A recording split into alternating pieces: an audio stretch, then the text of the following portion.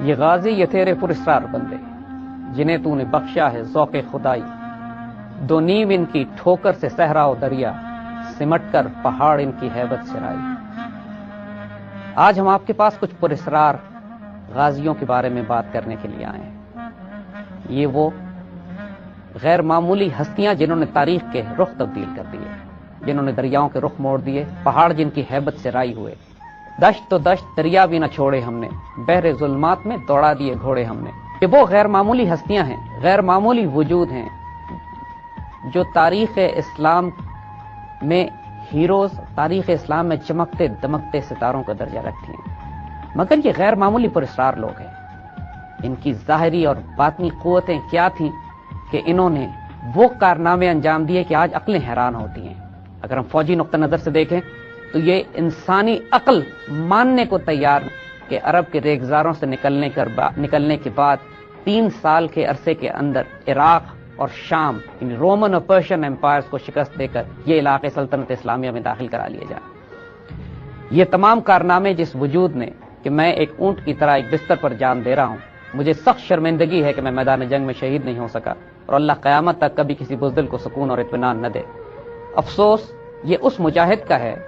یہ وہ اپنے آپ پر شرمساری کر رہے ہیں جن کو اللہ کے رسول صلی اللہ علیہ وسلم نے سیف اللہ کا لقب دیا۔ جسم کا کوئی وجود کا حصہ ایسا نہیں تھا جس پر تیر، تلوار، نیزہ یا خنجر کے نشانات نہ بنے ہوئے ہوں، جنہوں نے 300 سے زائد جنگوں میں حصہ لیا اور کسی جنگ میں شکست نہیں کھائی، جو صرف ان کے نام سے پرشین اور رومن امپائرز پر دہشت طاری ہو جایا کرتی تھی۔ ان کی زوجہ، ان کی بیوی نے ان کو تسلی دی، خالد آپ شرمساری نہ کریں،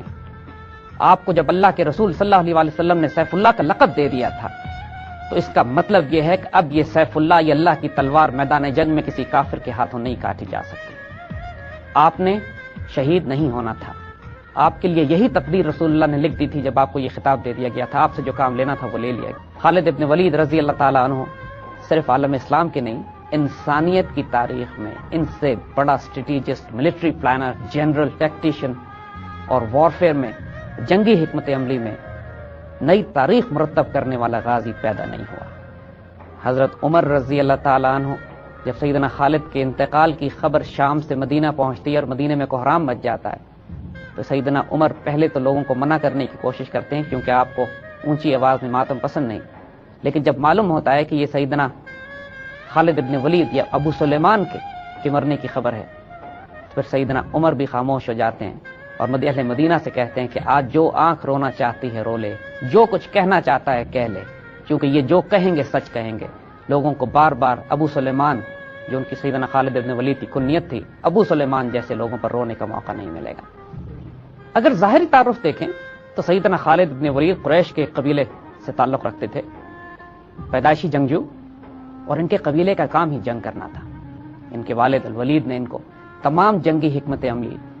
تیر اندازی، گھوڑ سواری، نیزہ بازی، تلوار زنی، دشمن پہ کس طرح ایمبوش کیا جاتا ہے، کمین کیسے لگائی جاتی ہے، اس کو تعاقب کیسے کیا جاتا ہے، یہ تمام معاملات سکھائے۔ لیکن یہ معاملات تو عربوں میں عام رواج تھا، ہر عرب جنگجو یہ سارے علوم سیکھتا تھا۔ تو وہ کیا راز تھا کہ ایک قریش کا ایک جنگجو اس قدر بابرکت ہو گیا کہ رسول اللہ صلی اللہ علیہ وسلم نے ان کو سیف اللہ کا لقب دیا اور انہوں نے رومن اور پرشین امپائرز کے پرخچے اڑا دیے 3 سال کے مختصر عرصے میں۔ جہاں سیدنا خالد ابن ولید رضی اللہ تعالیٰ عنہ کی جنگی حکمت عملی بلا شک و شبہ اس سے بہتر حکمت عملی ڈیولپ نہیں کی جا سکتی تھی میدان جنگ میں، اس کا ایک اور پہلو بھی تھا۔ ایک مرتبہ حج کے موقع پر حضور صلی اللہ علیہ وسلم نے اپنے بال ترشوائے تو سیدنا خالد ابن ولید نے وہ بال اٹھا لیے۔ رسول اللہ نے پوچھا ان سے، خالد کس لیے؟ فرماتے ہیں، یا رسول اللہ صلی اللہ علیہ وسلم، یہ بال، آپ کے بال مبارک میرے پاس رہیں گے، ان کی برکت سے انشاءاللہ میں ہر جنگ میں فتح پاؤں گا۔ اور رسول اللہ صلی اللہ علیہ وسلم نے فرمایا، ہاں یہ بال بھی تمہارے پاس رہیں گے، میری دعا بھی تمہارے پاس رہے گی اور انشاءاللہ ہر جنگ میں تم فتح پاؤ گے۔ یہ اتنا خوبصورت امتزاج تھا کہ جو ایک مجاہد کو، ایک جنگجو کو، جو روحانی طور پہ تائید دے دی گئی اللہ کے رسول سے، اور جیسے ان کی بیوی نے بستر مرگ پر ان کو کہا تھا کہ خالد، جب سے رسول اللہ نے تم کو سیف اللہ کا خطاب دے دیا ہے اب تمہاری شہادت تمہارے نصیب نہیں ہے، اللہ کی تلوار کسی کافر سے نہیں کٹ سکتی۔ ہم خالد ابن ولید کے ان واقعات کو، ان کی تاریخ کو اور ان حیرت انگیز کارناموں کو جن پر عقل حیران ہو جاتی ہے، ناقابل یقین لگتے ہیں، تھوڑا سا آپ کے سامنے پیش کرنے کی کوشش کریں گے انشاءاللہ۔ مسلمانوں کو میدان جنگ میں سب سے پہلا تعارف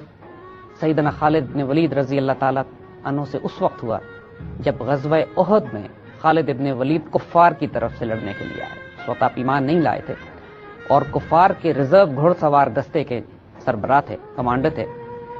اور غزوہ احد میں وہ خاص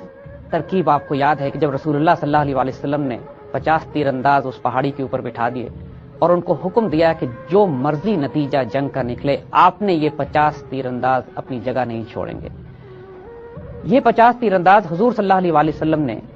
سیدنا خالد ابن ولید رضی اللہ تعالیٰ عنہ، اس وقت آپ ایمان نہیں لائے تھے، لیکن ان کے اس دستے کو دیکھ کر ہی متعین فرمائے تھے کہ جو مسلمانوں پر ایک فلینکنگ اٹیک کر سکتے تھے غزوہ احد کے دوران۔ غزوہ احد میں جب شروع میں مسلمانوں کو کامیابی نصیب ہوئی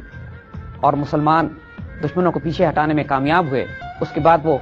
غنیمت کا معاملہ شروع ہوا اور وہ سارا واقعہ کہ وہ 50 تیر اندازوں سے اکثر سے حکم عدولی ہوئی اور انہوں نے یہ دیکھا کہ جب جنگ مسلمانوں کے حق میں پلٹ چکی ہے وہ اتر کر نیچے آئے اور انہوں نے اپنا مورچہ چھوڑ دیا، اپنا بیٹل سٹیشن چھوڑ دیا، وہ فلینک خالی کر دیا کہ جس سے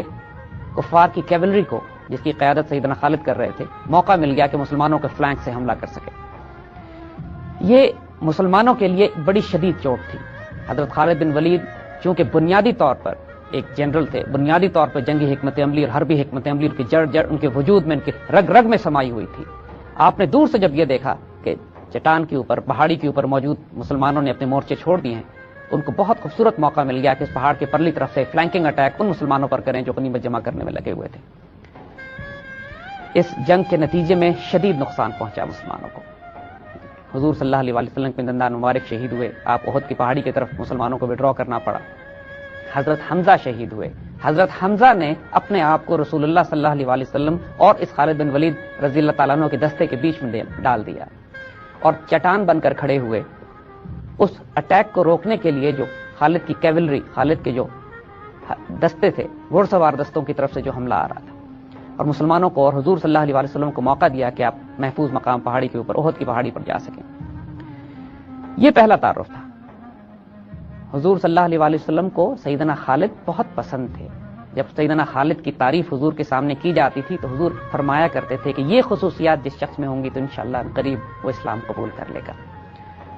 جس طرح حضرت عمر ابن خطاب رضی اللہ تعالیٰ عنہ کے بارے میں بھی حضور نے دعا فرمائی تھی، خالد بن ولید رضی اللہ تعالیٰ عنہ کے بارے میں آپ کی خواہش تھی، کیونکہ ان صلاحیتوں کا مجاہد، ان صلاحیتوں کے جنگجو اور جانباز۔ اور جب یہی ہوا کہ احد کے بعد کچھ عرصے کے بعد حضرت خالد بن ولید رضی اللہ تعالیٰ عنہ 2-3 صحابہ کے ساتھ، 2-3 جو اس وقت کافر تھے ان کے ساتھ، اور بڑے اعلیٰ نسل کے لوگ، اعلیٰ نسب کے لوگ جب حضور کے پاس تشریف لائے اور اسلام قبول کیا تو حضور نے بہت خوشی سے اعلان فرمایا کہ اے لوگو، مکہ نے اپنے جگر گوشے تمہارے دامن میں ڈال دیے ہیں۔ یعنی یہ وہ وقت تھا کہ اب ماشاءاللہ مسلمانوں کے پاس خالد ابن ولید رضی اللہ تعالیٰ عنہ بن کر اس قوت اور طاقت کے ساتھ حاضر ہوئی کہ جو اللہ تعالیٰ نے اس وجود میں ڈالی تھی، اور وہ فیض ان کو ملنا شروع ہوا کہ جس کے بعد یہ سیف اللہ بننے کی طرف چلے۔